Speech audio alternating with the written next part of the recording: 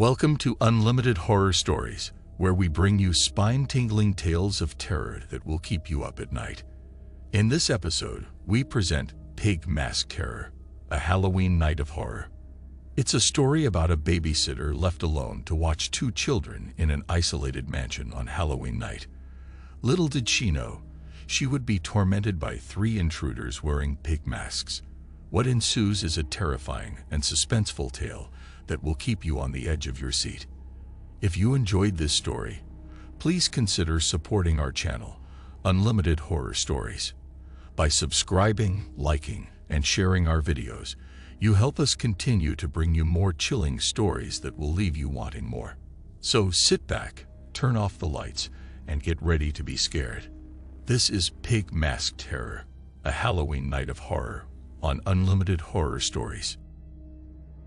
It was a dark and stormy Halloween night as 20-year-old Sarah arrived at the front gates of the isolated mansion, where she was to babysit two young children. She shuddered as she took in the imposing structure, which looked like it had been pulled straight out of a gothic horror movie. Despite her unease, Sarah reassured herself that this was just a job, and she needed the money. As she walked up the winding driveway, her heart pounding, she noticed a figure watching her from behind the curtains of an upstairs window. She couldn't make out their face, but their gaze felt cold and unnerving. Finally, Sarah made it to the front door and was greeted by the children's parents, who hurriedly gave her a list of instructions before leaving for their Halloween party. They seemed anxious, and Sarah couldn't shake the feeling that they knew more than they were letting on. Once the parents were gone, Sarah was left alone with the children, a boy named Timmy and a girl named Jenny. As she settled in, she noticed that the house was strangely silent, except for the sound of the wind whistling through the trees outside. "Are you guys okay?" Sarah asked, trying to make conversation with the children. Timmy looked up from his video game and nodded, while Jenny simply stared at Sarah with wide, frightened eyes. "Are you scared?" Sarah asked, kneeling down to Jenny's level. Jenny nodded, her eyes welling up with tears.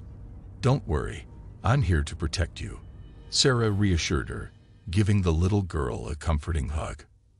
Suddenly, there was a loud knock at the door, making all three of them jump. Who could that be? Sarah wondered aloud, exchanging a worried glance with the children. Slowly, she approached the door, her heart racing with fear. As she peered through the peephole, she saw three figures standing on the doorstep, all wearing grotesque pig masks that hid their faces. "Trick or treat," one of them shouted, their voice muffled by the mask. Sarah's hands trembled as she opened the door, trying to ignore the sickening feeling in the pit of her stomach. She handed out candy to the strangers, hoping that they would just leave and never come back. But as they turned to go, one of them stopped and looked back at Sarah, their eyes glinting behind the pig mask. "See you later, babysitter," they whispered before disappearing into the night. Sarah slammed the door shut, her heart pounding with fear. What had that meant? Why did they know she was the babysitter? As she turned to go back to the children, Sarah noticed that the front door was unlocked. Had she forgotten to lock it after letting the strangers in, or had they unlocked it themselves? Sarah's mind was racing with questions and paranoia, and she couldn't shake the feeling that something terrible was about to happen. The night was just beginning, and Sarah couldn't have imagined the horrors that awaited her. The storm outside continued to rage on, the wind howling like a pack of wolves at the windows of the isolated mansion. Inside, Sarah felt increasingly uneasy, as if something terrible was looming over her. As she sat with the children in the living room, she couldn't help but feel like they were being watched. The old portraits on the walls seemed to be looking down at them with judging eyes, and the creaking of the floorboards made her jump every time. Suddenly, there was a crash from upstairs, causing Timmy and Jenny to scream in terror. Sarah jumped up, her heart racing, as she tried to figure out what had happened. "Stay here," she told the children, trying to sound confident even though she felt anything but. Slowly, Sarah climbed the stairs, her footsteps echoing through the silent house. As she approached the top of the staircase, she saw that one of the doors was open, revealing a dark and empty room. Heart pounding, she cautiously made her way inside, her eyes scanning the room for any signs of danger. But there was nothing there, just an old rocking chair swaying in the breeze from an open window. Sarah let out a sigh of relief and turned to go back down the stairs. But as she did, she caught a glimpse of something in the corner of her eye, a shadowy figure standing at the end of the hallway. Panic seized her heart, and Sarah froze in terror. She couldn't make out who or what the figure was, but she knew it wasn't one of the children's parents.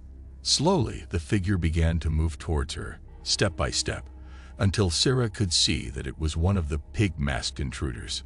Without thinking, Sarah turned and ran back down the stairs, her heart pounding in her chest. She could hear the intruder's heavy footsteps chasing her, getting closer and closer. As she reached the bottom of the stairs, Sarah's foot caught on the carpet, and she stumbled, falling hard onto the floor. She scrambled to her feet, just as the intruder reached her. For a moment, they stood face to face, their breaths ragged, before the intruder pulled off their mask, revealing a face that Sarah recognized. It was one of the children's parents, the father. "What are you doing?" Sarah demanded, trying to keep her voice steady even as she felt the sting of betrayal. "We're just trying to have a little fun," the father replied, a twisted smile on his face. Sarah couldn't believe what she was hearing. How could anyone find terrorizing a babysitter and their own children to be fun? She knew then that this was no harmless prank.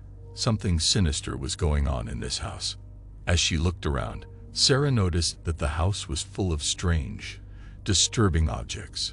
Voodoo dolls, animal skulls, and strange symbols etched into the walls. The more she saw, the more Sarah felt like she was trapped in a nightmare from which she could never escape. The night was far from over, and Sarah knew that things were only going to get worse. Sarah's heart raced as she realized the true danger of her situation. The father's twisted smile sent shivers down her spine as she tried to keep her composure. "What kind of sick joke is this?" she demanded. The father just chuckled. "It's Halloween, Sarah. What did you expect?" Sarah's mind raced as she tried to think of a way out of this nightmare. She needed to protect the children and herself from these psychopaths. Suddenly, there was a loud banging at the front door.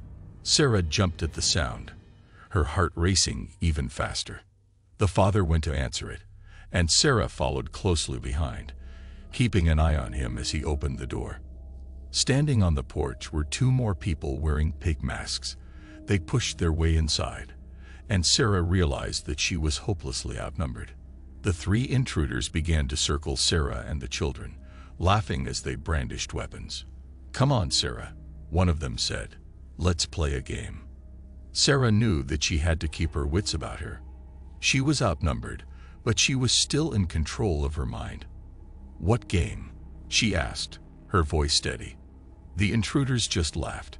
"A game of cat and mouse," one of them said. Sarah's stomach twisted in fear. She knew that she needed to protect the children, but how could she do that when they were trapped in this house with no way out? Suddenly, she remembered the security system. Maybe she could find a way to contact the police and get help. Sarah motioned for the children to follow her, and they crept quietly through the house, trying to avoid the intruders. As they made their way to the security system, Sarah could feel the intruders closing in on them, their breathing getting louder and louder. She could hear their footsteps on the floorboards, and she knew that they were getting closer. But just as she was about to give up hope, she found the security system. She quickly dialed 911 and prayed that they would answer. 911. "What's your emergency?" the voice on the other end of the line asked. Sarah's heart leaped with relief. "Please, you have to help us," she said. "We're trapped in a house with three intruders. We need help." The operator assured her that help was on the way, but Sarah knew that they had to keep moving. The intruders were getting closer by the second. Suddenly, there was a loud crash from upstairs, and Sarah knew that they had been discovered. The intruders were coming for them. Sarah grabbed the children and made a run for it, hoping that they could find a way out before the intruders caught them. But as they turned a corner, they came face to face with the intruders, who were blocking their path. The children screamed in terror, and Sarah felt a surge of fear wash over her. They were trapped, with no way out. The intruders had won, and they were at their mercy. Sarah's mind raced as she tried to think of a way out of this impossible situation. The intruders had trapped them, and there seemed to be no escape. Suddenly, one of the intruders lunged at Sarah with a knife. She dodged to the side and grabbed a nearby vase, using it to smash the intruder over the head. The intruder stumbled backward, giving Sarah and the children a moment to escape. They sprinted down the hallway, trying to find a way out. But the intruders were hot on their heels, their laughter echoing through the halls. Sarah's heart pounded as they turned a corner and came face to face with a dead end. She could hear the intruders closing in, their weapons at the ready. "We've got you now," one of them sneered. Sarah looked around frantically, searching for anything she could use to defend herself and the children. And then she saw it, a fire extinguisher mounted on the wall. Without hesitating, Sarah grabbed the fire extinguisher and swung it at the nearest intruder. It connected with a sickening thud, and the intruder crumpled to the ground. The other intruders hesitated for a moment, surprised by Sarah's sudden attack. It was enough of a distraction for Sarah and the children to make a run for it. They ran down the hallway, their footsteps echoing through the empty mansion. Sarah could hear the intruders in pursuit, but she knew that they couldn't keep this up forever. They needed a plan, and fast. As they rounded a corner, Sarah saw a door up ahead. It was their only hope. If they could make it through that door, they might have a chance. Sarah grabbed the doorknob and pulled with all her might. The door creaked open, and she ushered the children inside. They were in a small room, with no windows and only one door. It was a dead end, but at least they were safe for the moment. Sarah quickly scanned the room, looking for anything they could use to defend themselves. She saw a heavy wooden chair in the corner and dragged it over to the door. With the chair wedged against the door, Sarah felt a sense of relief. They might not be safe forever, but at least they had a little bit of time to catch their breath. The children huddled together in the corner, and Sarah sat down next to them, trying to come up with a plan. They needed to get out of this house and find help, but how could they do that when the intruders were waiting for them? Suddenly, there was a loud banging at the door, and Sarah knew that their time was up. The intruders were here, and they were ready to finish what they had started. Sarah took a deep breath and steeled herself for what was to come. She would protect these children, no matter what it took. With a fierce determination, she stood up and readied herself for the final stand. It was now or never. Sarah could hear the intruders banging on the door, trying to force their way in. She knew that they wouldn't be able to hold out for long, but she refused to give up without a fight. She looked over at the children, who were huddled together in fear. "It's going to be okay," she said, trying to sound confident. "We just need to hold on a little longer." But as the banging grew louder, Sarah began to feel a sense of despair. They were trapped, with no way out. How had they gotten into this mess? Suddenly, Sarah heard a sound that made her blood run cold. It was the sound of the front door opening. The intruders had found another way in. Sarah's heart raced as she tried to think of a way out. She looked around the room, searching for anything that could help them. And then she saw it, a small window in the corner of the room. It was too small for an adult to fit through, but maybe one of the children could make it. "Okay," she said, trying to keep her voice calm. "Listen to me carefully. There's a window over there. I need you to climb through it and run as fast as you can. Do you understand?" The children nodded, tears streaming down their faces. Sarah helped the younger child up to the window, and he scrambled through with surprising agility. She turned to the older child, who was shaking with fear. "You can do this," she said, trying to sound encouraging. "I believe in you." The older child took a deep breath and climbed up to the window. He squeezed through and disappeared into the darkness outside. Sarah felt a sense of relief as the children escaped, but she knew that she still had to face the intruders alone. She picked up the chair and held it in front of her like a shield. As the door burst open, she swung the chair with all her might. The chair connected with one of the intruders, knocking him to the ground. But there were still two more, and they were closing in fast. Sarah dodged to the side and kicked one of the intruders in the knee. He stumbled, giving her a moment to catch her breath. But the third intruder was still on his feet, and he had a knife. Sarah braced herself for the worst. And then she heard a sound that made her heart leap with joy. It was the sound of police sirens. The intruders hesitated for a moment, clearly unsure of what to do. Sarah took advantage of their momentary confusion and grabbed the knife from the third intruder's hand. She held the knife up in front of her, ready to defend herself. But the police arrived just in time. They burst into the room, guns drawn, and apprehended the intruders. Sarah collapsed onto the ground, her heart pounding with adrenaline. It was over. As she looked around the room, she realized that she had been right all along. This mansion was cursed, and it had almost cost her everything. But she had survived, and so had the children. As she hugged them close, Sarah knew that they would never forget this Halloween night, and neither would she.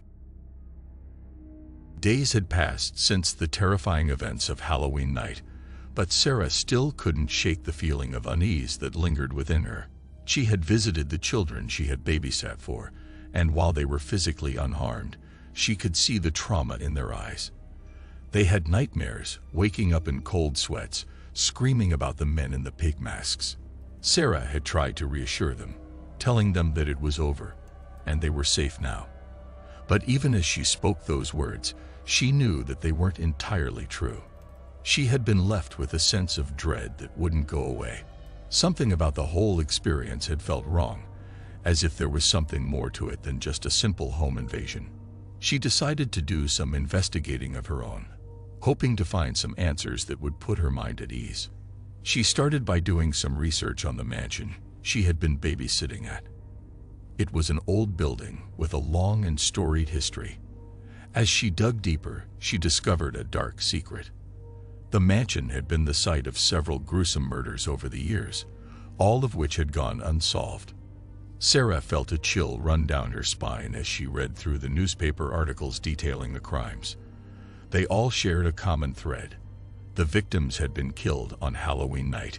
It seemed that the mansion was cursed, and Sarah had unwittingly stumbled into its deadly grip. But why had she been spared? And why had the intruders targeted her and the children? Sarah couldn't shake the feeling that there was more to the story than she knew. She decided to visit the police station and talk to the detectives who had worked on the case.